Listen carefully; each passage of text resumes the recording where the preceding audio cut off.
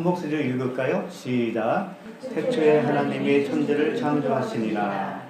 네.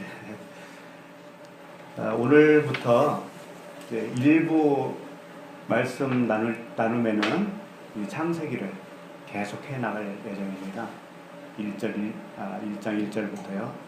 그 다음에 이제 한 3, 40분 후에 잠깐 쉬었다가 2부 할 때, 그때는 복음서 중심으로 정하지 않고 여기저기 주님이 주시는 대로 이렇게 나눌 예정이에요. 어서오세요.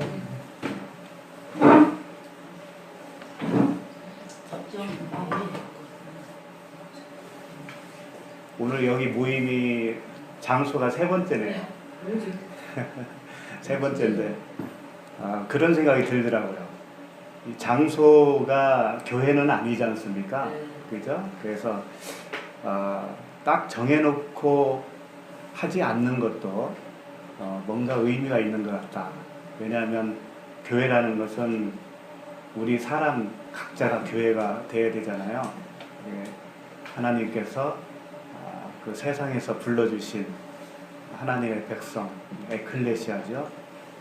그래서 내가 교회라고 하는 그 관점이 중요한 것이지 어느 조직 또는 건물, 그게 중요한 건 아니거든요. 그래서 그런 의미에서 우리는 더욱더 자신을 바라보면서 하나님 앞에 겸손한 그 모습을 취할 수 있지 않을까, 그런 생각을 해봤어요. 여기서 언제까지 할지는 모르겠죠. 모릅니다. 그러나 아무나 하나님께서 이끄시는 대로 우리가 나아갈 뿐이죠. 오늘부터 창세기를 하게 되는데, 성경을 딱 두 부분으로 나누라고 하면 어떻게 나누는 게 좋을 것 같다고 생각해 보셨어요? 혹시? 창세기 1장 하고 나머지. 1장과 나머지 다. 그렇게 알고 그렇게 생각했다는 것도 대단한 거죠. 어떤 면에서 그렇죠? 창세기 1장은 책에 목차 전체적인 이 1장 안에 나머지 다 있다. 그래요. 그러면 1장은 어떤 내용이에요? 1장은 네. 우리가 이제 흔히 알고 있는 하나님이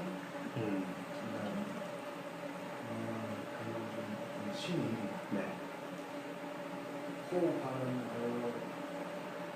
호흡하는 자와 합해져서 완성하는 사람, 완성되어진 짝이 되어서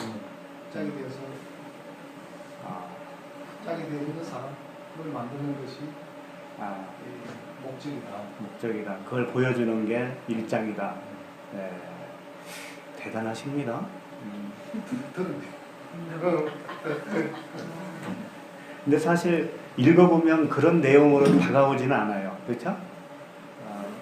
6일 동안 창조를 하셨잖아요. 그리고 7일째 날 이렇게 안식을 하셨죠. 그러니까 창조를 했는데 흔히 알기로는 그게 우주 만물이지 않습니까? 그죠? 근데 그걸 그렇게 안 보고 다른 각도에서 본다고 하는 것도 정말 귀한 그 계시죠. 열림이 있어야 그게 또 그렇게 볼 수 있는 거거든요. 저는 이렇게 봤어요. 성경을 두 부분으로 나누라고 하면 창세기 1장 1절과 나머지 부분, 계시록까지, 2절부터 계시록까지. 왜냐하면 이 1절 안에 그 하나님이 하고 싶은 말씀이 다 들어있어요, 사실. 그 하나님의 마음만 알 수만 있다면 1장 1절로도 사실 충분하거든요. 1장 2절부터는 그 1절 내용을 뭐라 할까요? 이제 해석을 해주시는 거라고 볼 수가 있을 것 같아요. 나머지는 다 나레이션이다. 그러니까 1장 1절이 얼만큼 중요한가, 그게 정말 놀랄 일이고, 여기서 판가름 난다고 보면 돼요. 진리와 비진리가 여기서 판가름 난다. 창세기는 잘 아시듯이 모세를 통해서 썼지 않습니까? 모세는 BC 1500년 정도 사람이에요. 예. 그러면 아담이 BC 몇 년 정도로 이렇게 알려져 있느냐 하면 BC 한 4,000년. 예. 그로부터 2500년 후에 모세가 태어난 거죠. 그게 맞다면. 근데 그것도 이제 세대주의자들이 계산을 해서 그렇게 나온 건데, 사실상 아담이라고 하는 인물은 언제적 인물이라고 이렇게 연도로 계산하기는 사실 어렵습니다. 왜냐하면 누가 누구를 낳고 몇 세에 누구를 낳고 한 것이 그것조차도요, 육적인 아들을 생산, 그걸로 본다면 그게 맞는데, 그게 아닐 경우에는 심각한 오류가 발생을 해요, 사실은. 그러니까 바울이 디모데를 낳았다고 그러지 않습니까? 그랬을 때 아들이라고 그랬잖아요. 그런 뉘앙스가 창세기에도 있거든요, 사실은. 그래서 몇 세를 낳고 몇 세까지 살고 몇 세에 결혼하고 이런 것들을 다 추정해서 이제 계산을 하는 건데, 그게 딱 맞다라고 볼 수는 없다는 거죠. 중요한 건 아니니까. 어쨌든 모세는 몇천 년 전에 있었던 일을 눈으로 보고 쓴 것도 아니고 성령의 감동으로 쓰셨단 말이에요.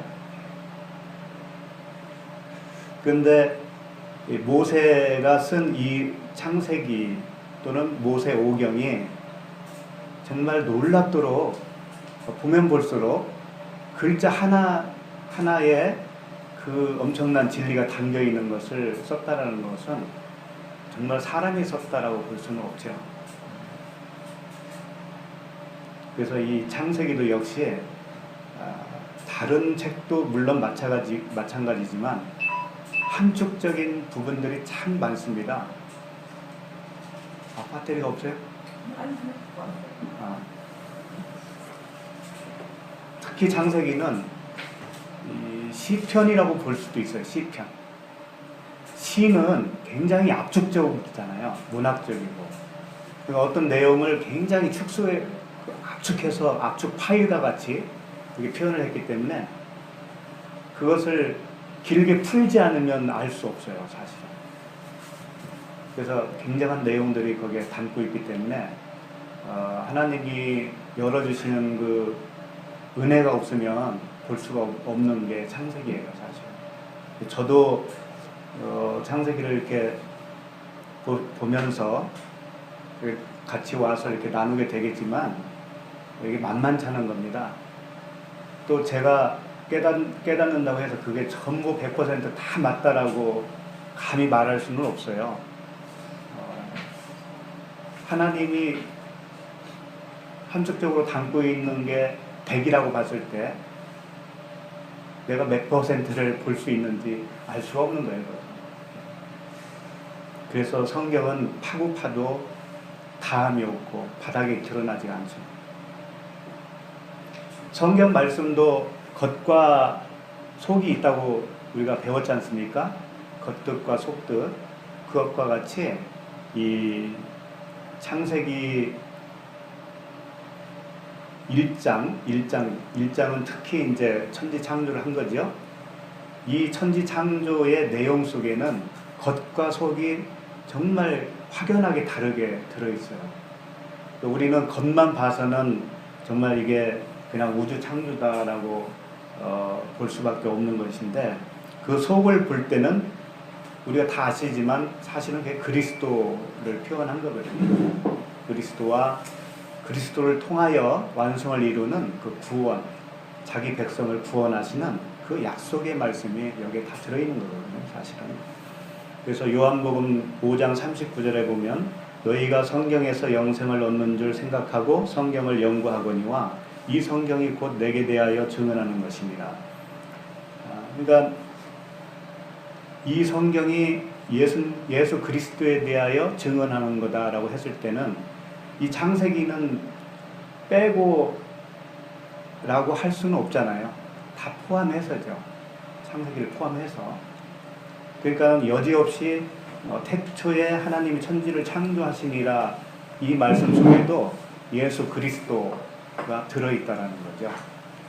그런 관점으로 일단 방향을 잡으면 거의 뭐 이렇게 틀리지 않을 것 같아요. 성경 보는 게. 좀 미숙하다 할지라도 일단 방향이 그렇게 잡혀지고 그 눈으로 보게 됩니다. 그래서 이제 과거에 몇 년 전에 창조론이라고 해서 그 창조과학회 있었죠. 그런 동영상도 많이 돌아다니고 했는데 보신 적 있으세요? 특히 뭐 기억나는 거 있었어요? 특별히 기억나는 건 없고 네. 책을 하나 만화로 갖고 있거든요. 만화를? 네. 애들 보라고. 네. 근데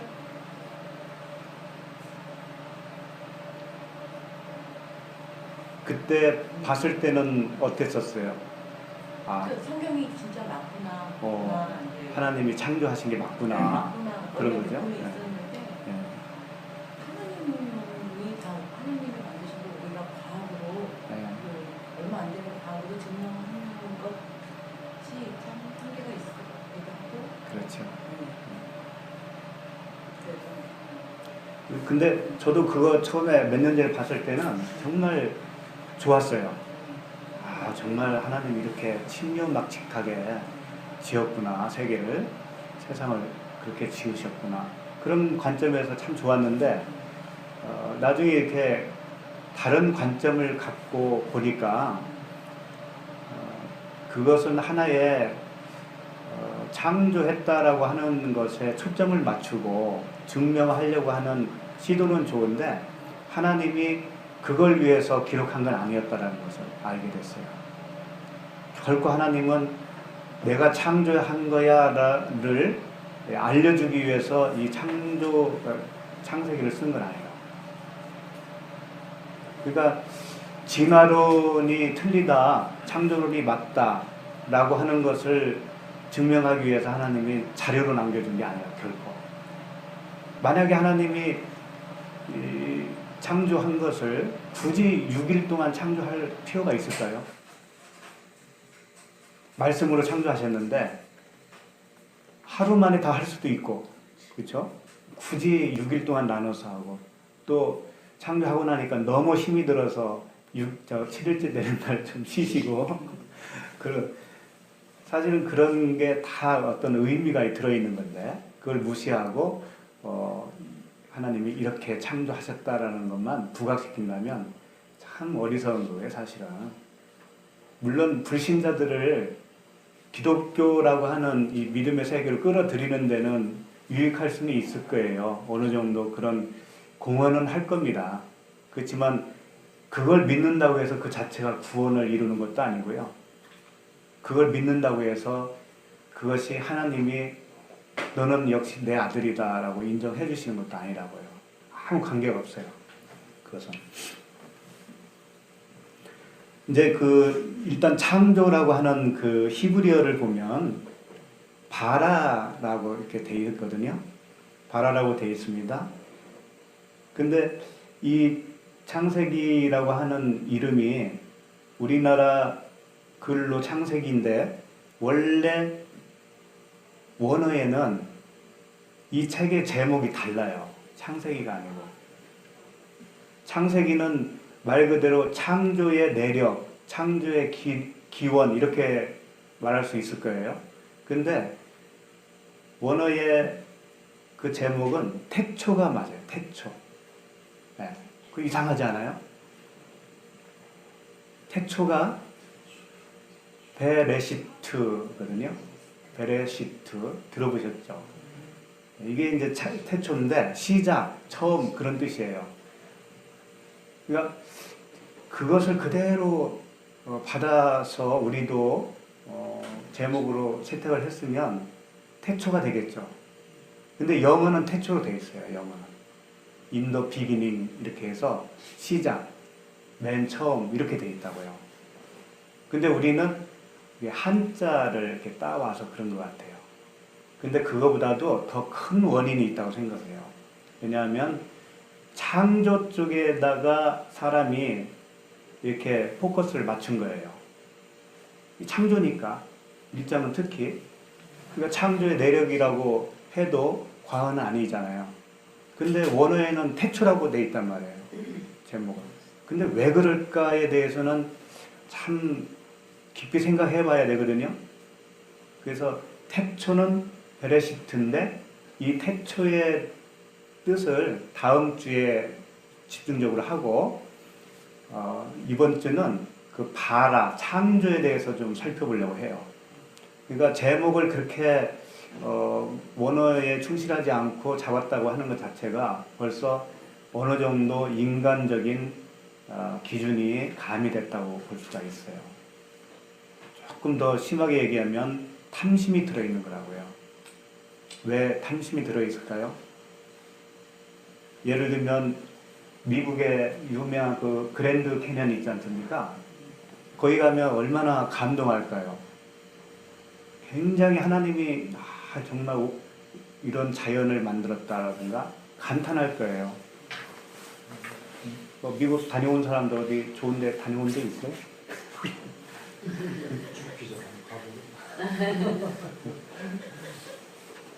그러니까 이 물질 세계의 아름다움을 보고 하나님이 역시 만든 세계는 아름다워 라고 감동을 하는 것은 당연히 인간으로서 당연한 이치라고 볼 수가 있지 않습니까? 그런데 진리의 눈을 가졌다고 하면 하나님은 보이는 그 세계는 어차피 보이지 않는 세계를 설명하기 위해서 주어준 거거든요, 우리에게.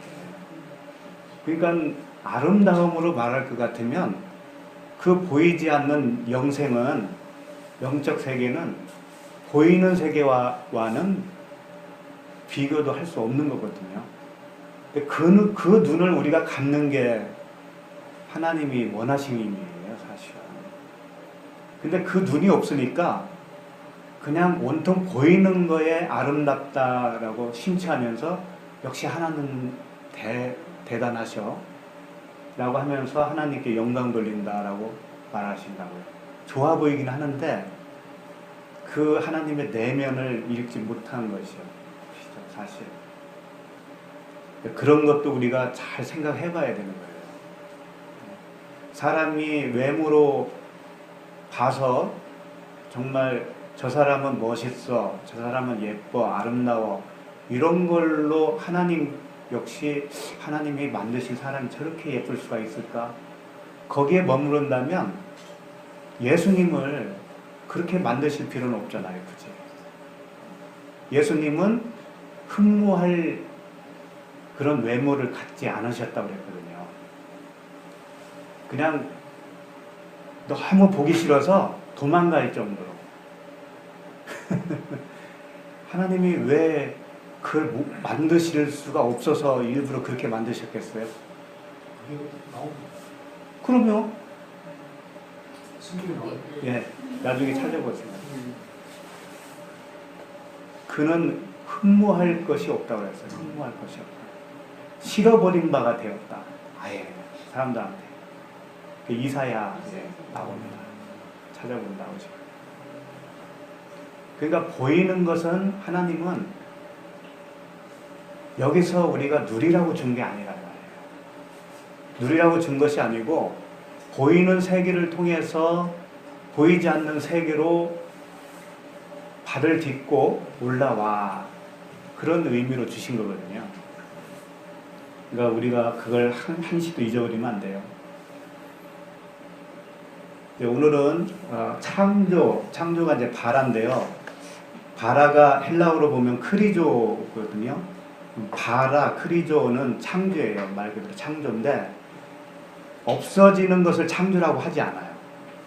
히브리어의 이 창조, 그 다음에 헬라어의 크리조는 없어지지 않고 불완전하지 않고 한번 창조하면 영원히 지속되는 거.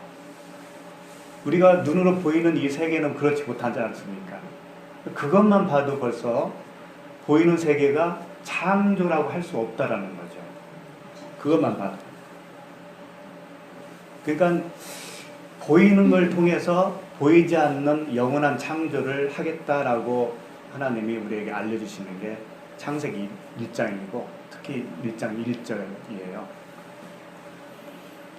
그래서 히브리어를 하나님이 선택을 해서 성경을 기록한 이유가 참 놀라워요. 왜냐하면 히브리어, 헬라어는 다 뜻글자예요. 우리 한글은 소리글자지 않습니까? 한문은 뜻글자잖아요. 예를 들면 수풀림 할 때 수풀림은 나무 목자 2개를 썼단 말이에요. 그러면 나무가 2개 이상 있으면 숲이 된다라고 그런 뜻이 함축되어 있잖아요. 그런 거와 같이 이 히브리어도 그 알파벳이 22개가 있는데 모음은 없고 자음만 있어요. 자음으로 된 그 알파벳이 하나하나가 다 뜻이 있어요. 예를 들면은 어떻게 없어질 것은 창조라고 하지 않는다고 크리조 그 뜻이라고 했잖아요. 그렇죠. 어떻게 인간이 근데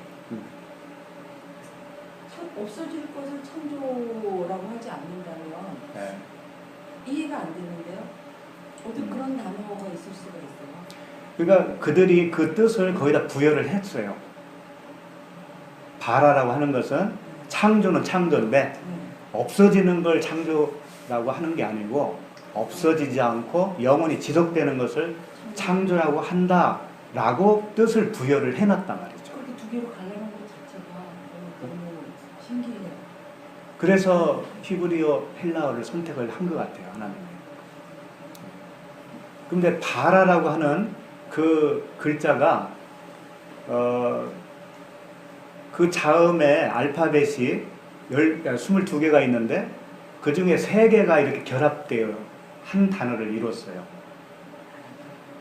바라라는 뜻이, 창조가. 그 하나가 베트라고 하는 단어와 메시, 알렙 이렇게 3 단어가 합쳐져서 창조가 된 거예요. 그 창조의 원 뜻을 알아보기 위해서는 그 3 단어가 각각 어떤 뜻을 가지고 있는 단어들로 이렇게 결합이 됐는가, 그것을 알아보면은 더 그 뜻을 정확하게 우리가 추측할 수가 있어요. 그래서 이 바라는 베트, 메시, 알렙이라고 하는 알파벳이 결합됐는데 그걸 하나하나 풀어서 본다는 것을 파쇄한다고 그래요. 파쇄해서 보는 방법을 파자라고 그래요. 파자. 들어보셨을 거예요. 파자한다. 그래서 파자를 해보면 베트는 2번째 알파벳 순서가 2번째예요. 2번째인데 집성전이라고 하는 뜻을 가지고 있어요. 집성전. 그 다음에 내시는 20번째 알파벳이에요. 20번째인데 머리, 시작 그런 뜻을 가지고 있어요. 레시. 그러니까 베레시트라고 했지 않습니까? 태초가. 근데 그랬을 때 베는 어디 안에라는 뜻이고 레시트는 시작이라는 뜻이에요. 근데 여기서 바라라고 하는 그 단어 속에도 레시가 들어가요. 그게 머리라고도 하고 시작이라고도 할 수 있는 단어다.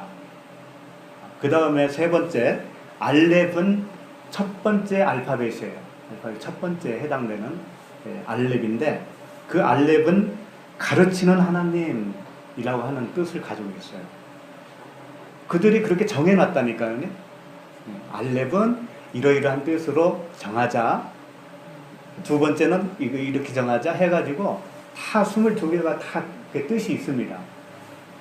그런데 재미있는 게 그 뜻을 정한 것도요, 겉뜻과 속뜻이 있어요. 그러니까 어려운 거예요. 그러니까 일반 히브리어를 아는 사람도 일반인들이 읽을 때는 겉뜻으로 읽을 거예요, 분명히. 예를 들면 이겁니다. 집이라고 하는 것은 그러니까 겉뜻이에요.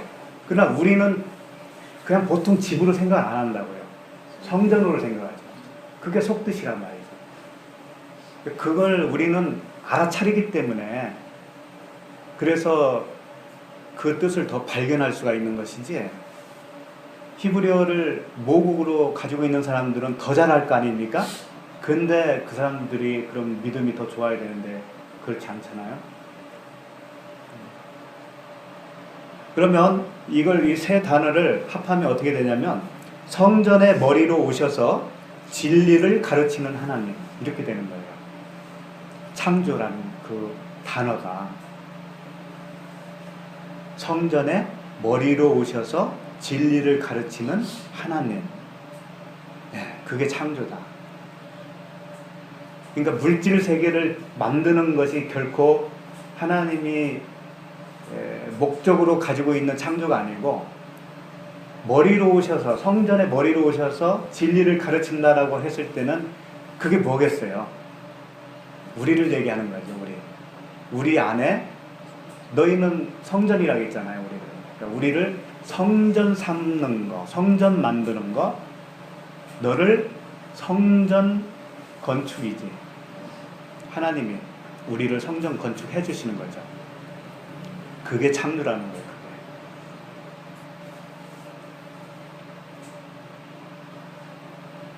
그게. 하나님은 네가 가지고 있는 머리는 지금 가짜 머리야 라고 말씀을 하고 있는 거예요. 왜? 머리로 오셨다라는 것은, 그리스도는 머리라고 했지 않습니까? 우리는 그의 몸이고, 그러면 그리스도가 내 안에 와서 나의 머리가 되어주시니까 내 머리가 없어지는 거지 않습니까? 그러니까 네가 가지고 있는 머리는 가짜야 라고 말씀을 하고 있는 거죠, 사실. 그죠? 그럼 우리는 어떻게 그게 가짜라고 인정이 되나요? 잘 인정이 안 돼요, 그게.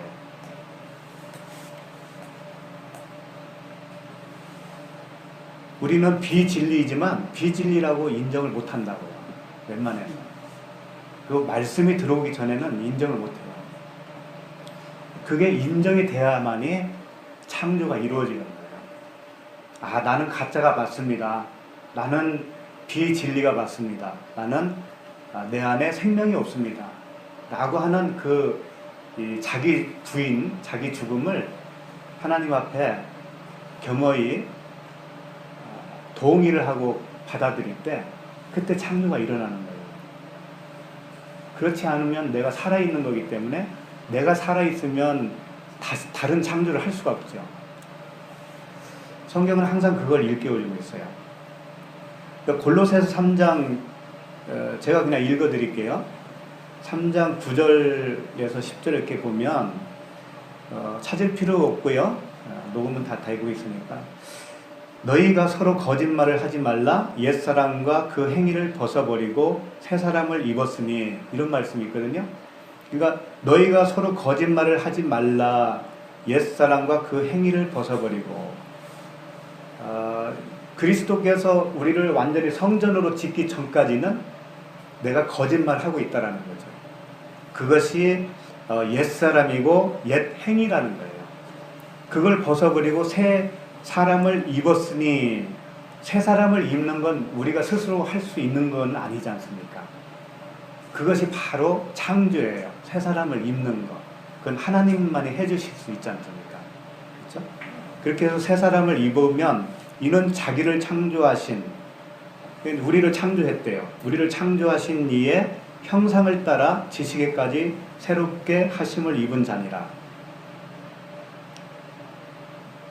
그러니까 거짓말이라고 하는 것은 우리가 서로를 이렇게 속이고 하는 그걸 뜻하는 건 아니고, 진리를 모르는 채 하는 모든 그 말과 생각과 행동이 그건 다 거짓말이라는 거죠.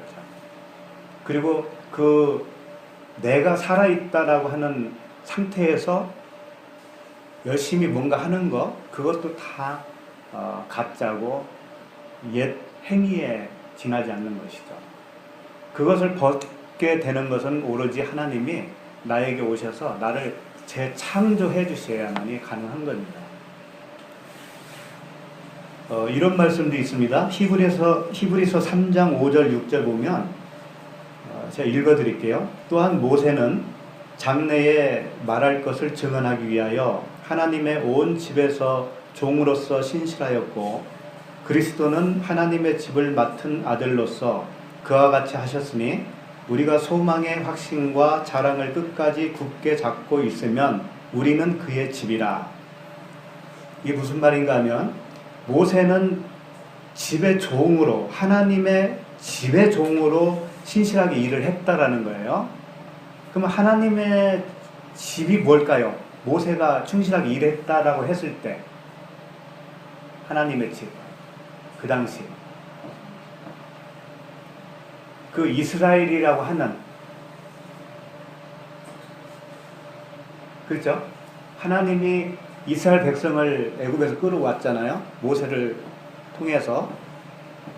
그때 하나님이 명령하신 대로 모세가 다 일을 했잖아요.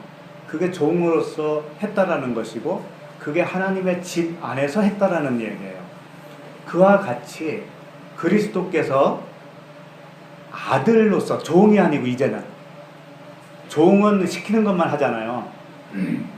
근데 그리스도는 종하고는 비교도 할 수 없는 아들이란 말이죠.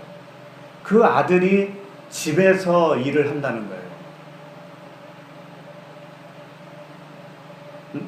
그리스도는 하나님의 집을 맡은 아들로서 그와 같이 하셨으니, 모세와 같이 했는데 아들로 했다는 거예요. 하셨으니 우리가 소망의 확신과 자랑을 끝까지 굳게 잡고 있으면 우리는 그의 집이라. 그러니까 결국은 그 집이 뭐라는 거예요? 우리, 나라는 거예요. 모세가 하나님의 집에서 일했던 것처럼 그리스도가 아들로서 일을 했는데 결국은 그게 우리네, 우리 안에서 한 거네. 그 말씀을 한 거란 말이에요. 바로 이게 창조라는 거예요. 이게 우리를 집으로 만들어 주시는 거. 그게 최종 목표예요. 하나님 우리를 향한. 우리는 그 약속을 믿고 기다리는 것 뿐이에요. 그러니까 그 그리스도 안에서 한 형제는 그렇게 지어진 사람 내지는 지어가고 있는 사람, 그렇게만 있는 거예요. 그러니까 결국은 하나님은 그 성전을 말씀을 하고 있어요. 그것을 요한복음에서는 예수님이 이렇게 표현을 했습니다. 아버지께서 죽은 자들을 일으켜 살리심 같이 아들도 자기가 원하는 자들을 살리시느니라. 살리는 것이 바라라니까요. 살리는 것이 창조. 그렇다면 살리기 전에는 우리가 어떤 상태라는 얘기죠? 죽은 상태. 그죠? 그러니까 자기 부인은 뭐예요? 자기 부인을 하라고 그러지 않습니까? 누구든지 나를 따라오려거든 자기를 부인하고 자기 십자가를 지고 따라오라. 그 뜻이 이렇다고 그랬잖아요. 자기 부인은 내가 무슨 가지고 있는 계획을 내려놓는다든가, 내가 어떤 욕심을 품고 있는데 내려놓는다든가, 포기한다든가, 또는 성질을 죽인다든가, 그런 차원이 아니라고 그랬지 않습니까? 자기 부인은. 자기 부인은 내 안에 생명이 없네. 나는 텅 빈 그냥 껍데기네. 그걸 인정을 하는 거란 말이죠. 그게 자기 부인이라니까요. 그럼 십자가를 지는 건 뭔가 하면 그 상태가 십자가를 진 거라는 거예요. 자기 부인을 이룬 거. 내 속에는 하나님께 영광 돌릴 수 있는 아무런 근거가 없구나. 믿음도 없고 사랑도 없고 긍휼도 없구나. 그것은 다 가짜였구나. 내가 가짜 행세를 한 거였네. 그것을 받아들이는 겁니다. 내가 알고 깨닫고 그걸 받아들이는 거, 하나님 앞에서. 그게 하나님께서 너는 죽었구나. 너는 바로 십자가에서 나와 죽은 거야. 라고 인정을 해주는 거예요. 자기 부인이라는 게. 그러니까 창세기를 통해서 자기 부인이 이루어지지 않으면 어떻게 보냐면 그 창조가 하나님이 창조한 것으로 볼 수밖에 없어요. 지금 우리가 호흡하고 이렇게 살고 있는 이 몸뚱아리가 하나님이 창조했다라고 하잖아요. 그럼 그렇게 생각하는 것이 자기 부인이 이루어지지 않은 모습이란 말이죠. 쉽게 말해서 이런 거예요. 산삼이 있는데 산삼으로 100년 된 산삼이라고 칩시다. 100년 된 산삼이면 값어치가 엄청나겠죠. 한 1억 간다고 쳐요. 그러면 1억 되는 그 산삼을 이제 술에다 담그려면 유리병이 필요하잖아요. 그 유리병에다가 담으려고 했는데 산삼이 들어가기 전에는 그 병의 값어치가 있을까요? 산삼에 비해서. 그 상태가 우리란 말이에요. 그래서 죽었다고 하는 거예요. 그 하늘에 있는 생명이 내 안에 들어오기 전에는 그 1억 원짜리 산삼이 들어오기 전 빈 유리 컵에 불과하단 말이죠. 그렇게 생각하면 조금 이해가 가죠. 엄청난 그 하나님의 그 생명은 엄청나기 때문에 이렇게 비교할 수 없는 거예요. 우리의 생명과는. 그래서 비교할 수도 없는 건데 그 유리병이 만약에 그 산삼 앞에서 나는 그래도 대단한 인물이야 라고 자랑할 수 있어요? 절대 할 수 없어요. 깨져도 그건 눈 하나 깜짝 안 하는 거죠. 1억 원짜리 앞에서 그 10,000원 할까? 몇천 원 할까? 비싸봐야 1, 2만 원일 텐데 그게 힘을 줄 수 있을까요? 값어치가 전혀 없는 것이죠. 우리가 다 그런 거예요. 그래서 그 하늘의 생명을 담지 않는 상태를 뭐라고 그랬죠? 이성 없는 짐승, 알로고스. 말씀이 없다 그 안에. 알로고스. 알은 아니다라는 뜻이니까 알로고스. 그 생명을 담지 못하면 그냥 짐승이에요. 아무 값어치가 없다고요. 수족관에 있는 고기는 그냥 먹기라도 하지. 우리 인간은 먹을 수도 없잖아.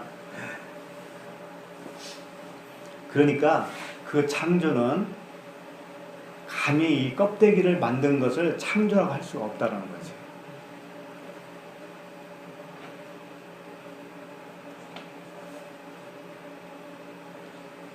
이제 마지막으로 이런 생각을 했었어요. 근데 왜 그 새 창조를 입는 사람들이 많지 않을까? 그것은 성경 시대나 지금 시대나 똑같다고 생각을 해요. 어느 시대나. 예수님 시대도 마찬가지였고 예수님 오시기 전에 구약 시대 전체를 봐도 하나님의 백성은 너무나 없는 것 같아요. 오늘도 카톡으로 질문을 해주시지 않습니까? 이사야 1장 8절. 그게 그 내용이잖아요. 그 포도밭에 망대를 세운 것처럼 희귀하다 이거예요. 포도밭에 망대를 세우는 것은 부잣집만 할 수 있다고 그랬잖아요.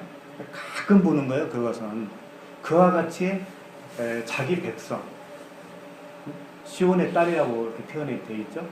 그 시온의 딸이 그렇게 드물다라는 것이죠. 그래서 예수님이 이 땅에 오셔서 여러 가지 이적을 남기셨는데 그 기적 행하심이 목적이 어디에 있다라고 생각하세요? 목적. 예수님이 기적을 일으킨 목적.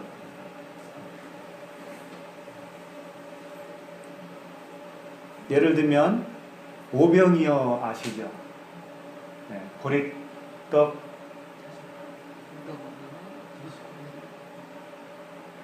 5개로 두 마리 고기와 물고기와 보리떡 5개로 5,000명을 먹였고 건진 게 몇 개예요? 12강줄이에요. 근데 그런 기적이 2번 있었습니다. 또 있었죠? 뭐 있었어요? 그렇죠. 떡 7개로 4,000명을 먹였던 그 기적이 또 있어요. 근데 여기서 보여주는 게 이거예요. 12광주리. 떡조각 12광주리를 무슨 의미가 있을까? 7광주리가 무슨 의미가 있을까?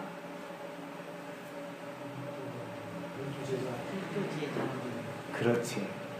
그러니까 7, 12 이런 것들은 다 하늘의 숫자고 하나님 아들의 숫자예요. 그러니까 5,000명 중에 그 조금 아들을 얻었다라고 하는 의미가 들어있는 거예요, 거기에. 5,000명, 4,000명 중에서 그만큼 아들은 얻기가 힘들다라는 얘기가 한쪽적으로 돼 있고요. 그렇다고 해서 꼭 숫자로만 생각할 수는 없는데 7, 12 이런 것들은 다 아들의 숫자인데요. 12 지파, 그 다음에 12 사도, 이게 다 하나님의 아들이라는 뜻인데 중요한 사실이 그 안에 숨어져 있어요. 뭔가 하면 12 지파도요, 어느 책에는 그 이름이 어느 책과 또 달라, 기록한 게. 어디에는 그 요셉 전까지만 딱 들어가 있고, 그 다음에 네이 지파가 빠지고 요셉 지파가 들어가고, 또 어디에서는 요셉이 빠지고 므낫세와 에브라임이 들어가고 막 이래요. 그래서 저도 처음에는 그게 왜 그럴까, 성경에 오류가 있나, 왜 이때는 므낫세와 에브라임이 들어가고 이때는 또 요셉 지파가 들어가고 막 이렇게 빠졌다 들어갔다 막 이래요. 그리고 또 신약의 12사도는 그렇죠, 누가 하나 빠지지 않습니까? 유다가 빠지고 누가 들어가요? 마띠아. 근데 마띠아가 들어갔지만 사도행전 이후에 보면 마띠아가 나오지가 않아요. 전혀 활동이 없어요. 활동이 없는데 누군가가 딱 등장을 하죠. 사도로 바울 사도가 등장을 해요. 그러면 마띠아도 빠졌다는 얘기지. 바울이 들어갔으니까. 12이라고 하는 것은 변함이 없어야 되니까. 근데 한참 지난 후에 보면요, 그 마띠아의 아들들 이름이 나와요. 바울의 동력자로 나와요. 그러니까 이겁니다. 12이라고 하는 숫자가 중요한 게 아니고 그 숫자의 상징은 아들이라고 하는 그 상징을 보여주는 것이고, 그 안에 이름들은 숱하게 들어오는 거예요. 아들들이 계속 들어오고 나가고 하는 거죠. 나간다기보다도 계속 들어오는 것이죠. 그거 의미를 보여주는 거다라고 생각을 해요. 그러니까 요셉 지파가 빠지고 에브라임과 므낫세 지파가 이렇게 들어간다든가 그런 것들을 보면서 그 아들은 계속해서 가입이 되는 것인데 그게 많지가 않다라는 거예요. 많지가 않다. 희귀하다는 거예요.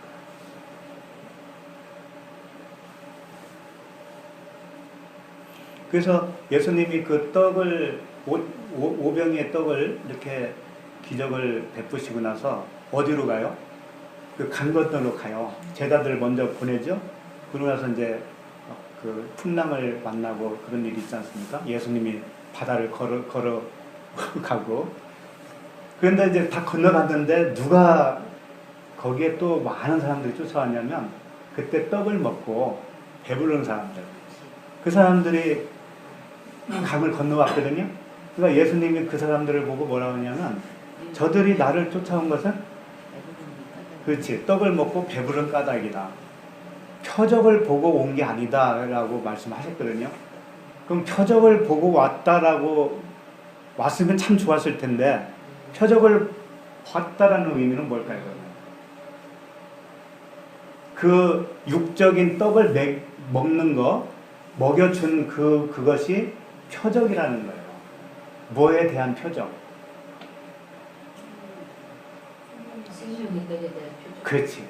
생명의 떡에 대한 표적. 예수 그리스도의 자신에 대한 그게 표적이었단 말이에요. 그것을 알아먹은 사람은 아들이 되는 거예요. 아들이. 살아나는 거예요. 근데 저들은 그 표적을 도무지 그렇게 해석을 할 줄 모르는 사람들이고 그 육적 배부름만 위해서 그렇게 강을 건너서 거기까지 쫓아온 거란 말이에요. 예수님이 그걸 지적한 거죠. 그러면서 계속 말씀하셔요. 예수님이 어떤 말씀하시냐면 나는 하늘에서 내려온 산떡이다. 나는 그 산떡인데 내 살과 피를 먹고 마셔야 영생한다. 뭐 이런 말씀을 하셨어요. 그러니까 그때부터는 그 사람들이 다 이제 흩어지는 거예요. 예수님을 그때부터 따르지 않았다고 되어 있어요. 그때부터. 그러니까 12 제자들만 남겨놓고 모조리 다 떠나는 겁니다. 그러니까 오늘날도 마찬가지예요.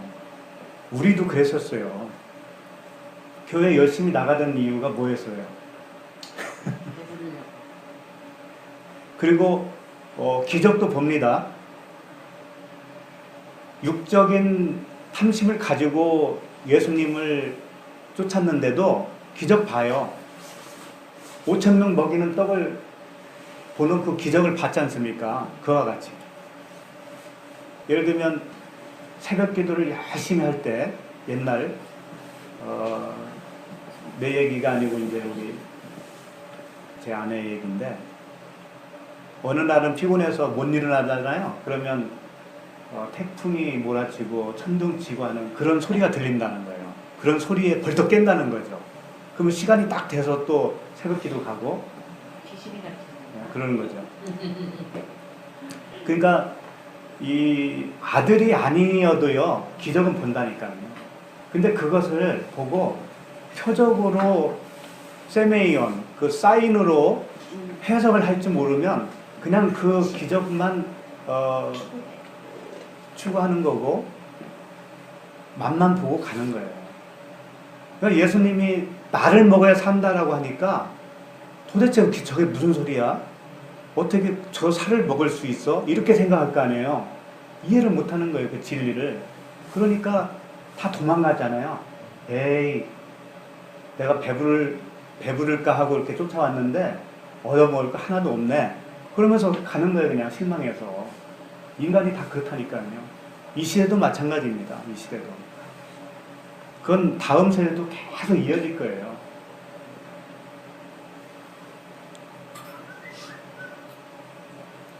그래서 창세기는 단순히 천지를 창조했다는 이야기가 아니고 우리 안에 성전으로 하나님 나라를 완성시키는 그 예수 그리스도의 약속이고 계시의 말씀이죠. 그 영원한 창조, 생명을 가르치기 위해서 창세기를 주신 거고요. 보이는 세계는 마치 야곱의 사다리 같이, 야곱이 꿈을 꿨지 않습니까? 예. 그래서 사다리 위에 오르락내리락 하는 천사를 본 것 같이 그 사다리를 이 세상이라고 보면 돼요. 그리고 껍데기 말씀을 통해서 그 생명 되시는 그리스도까지 갈 수만 있다면 그 사다리 역할을 하는 거예요. 그게 다 나쁘다는 게 아닙니다. 율법이 나쁜 건 아니에요. 율법이 선해요. 그런데 율법을 그냥 겉뜻만 알고 가는 것이 그게 나쁘다는 거예요. 그 하늘로 올라갈 수 있게 해주는 다리요 징검다리라는 거예요. 그 모든 것들이. 우리가 이제 앞으로 계속 창세기를 보면서 창세기를 통해서 창세기를 그리스도의 관점으로 볼 수 있도록 우리가 다 눈이 열려서 그렇게 하나님을 볼 수 있으면 좋겠습니다.